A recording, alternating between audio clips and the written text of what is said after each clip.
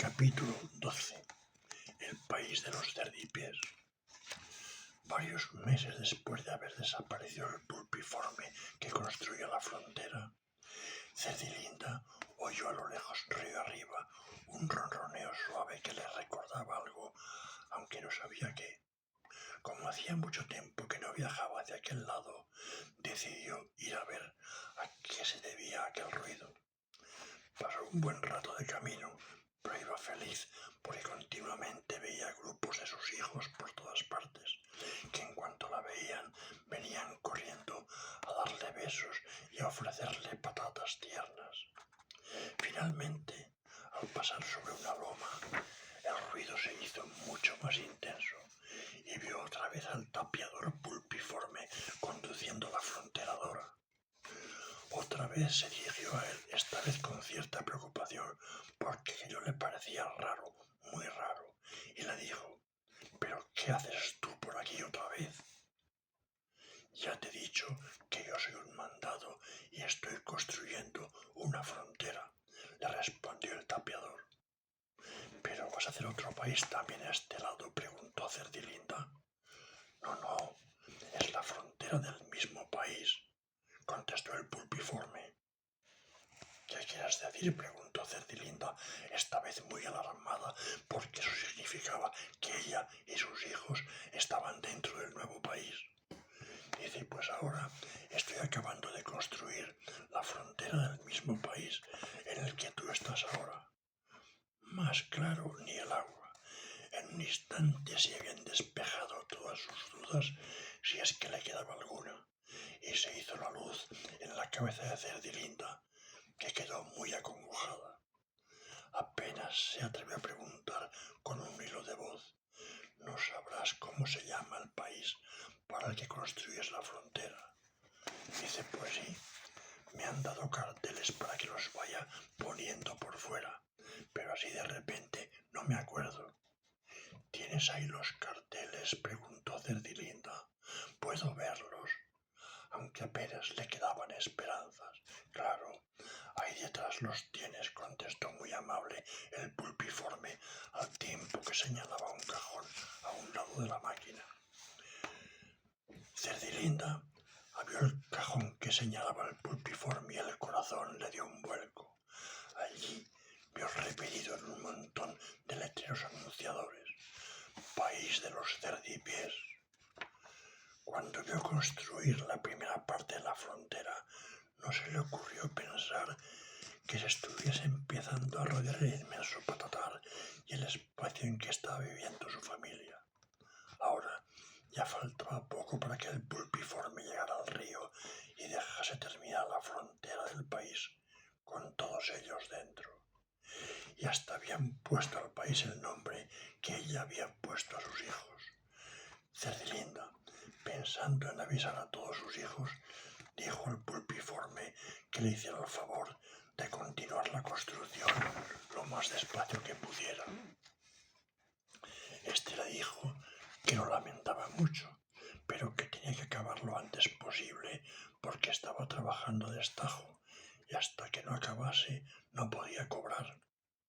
Luego añadió amablemente, por si le servía de algo, que por lo menos tardaría una semana en llegar al río. Cerdilinda corrió a avisar a sus hijos de que se preparasen para salir de allí antes de que se acabase de construir la frontera hasta el río. Cuando fue diciendo a cada grupo que encontraba que algo muy malo se avecinaba, que avisaran a sus hermanos y que había que salir de allí cuanto antes, ninguno quiso hacerle caso.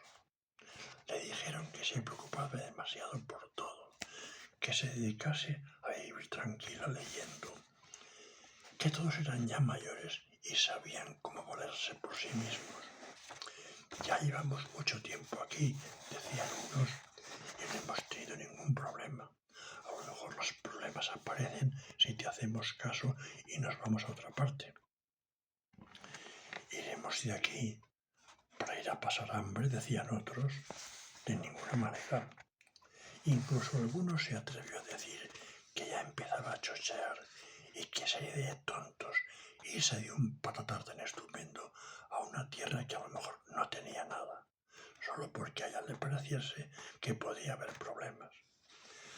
Cerdilinda se puso muy triste porque ninguno de sus hijos hizo caso a lo que les decía y se retiró a una pequeña charca a la orilla del río a pasar sus últimos días entristecida porque pensaba que el futuro de sus hijos podía ser parecido al de los Gorriman. Estaba segura de que la creación del país de los cerdipies era cosa de los jamoneros, pero ella ya era muy mayor y no quería irse sola dejando allí a todos sus hijos. Un día, cuando Cerdilinda ya no tenía fuerzas ni para levantarse sobre sus cuatro patas, llegó uno de sus hijos llorando y cuando se fijó en él vio que le faltaban la mitad de las patas. El cerdipies dejó de llorar y le explicó lo que había sucedido.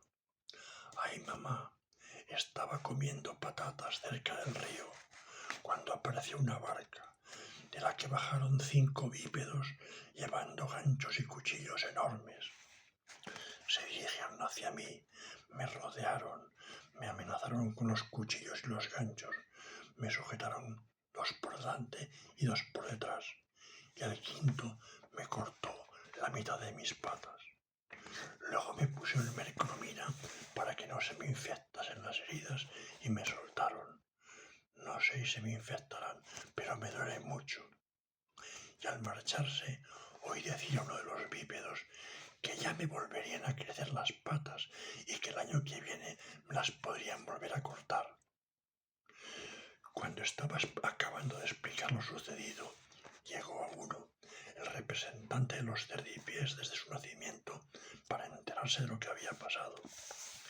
Cerdilinda les dijo que esos individuos eran jamoneros, que vivían en un país cercano al otro lado del río y que estaba casi segura de que ellos habían construido la frontera y creado el país de los cerdipies con la intención de cortarles todos los jamones que pudiesen. Encargó a uno que explicase a sus hermanos lo que había pasado y poco después se murió de pena, no sin antes decir que aunque les pareciese que el mundo se acababa, todos los problemas tenían solución. Lo que tenían que hacer era empezar a comer menos y a pensar más, hasta encontrar la forma de resolver el problema.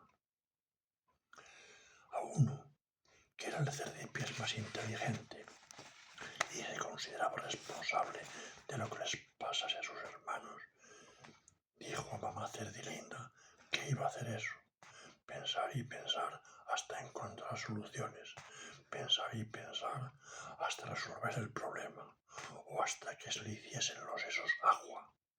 De momento ya no se podían marchar del país por tierra porque habían acabado de construir la frontera y tampoco por el río porque no sabían nadar.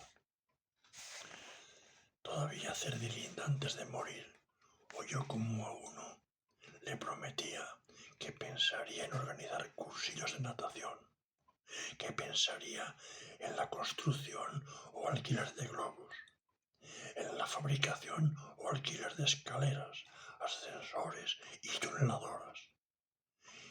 Y como le decía que podía morir tranquila con la seguridad de que ella ya había hecho todo lo que había podido y que ellos habían sido unos tontos al no haberla hecho caso cuando les dijo que había que marcharse de allí.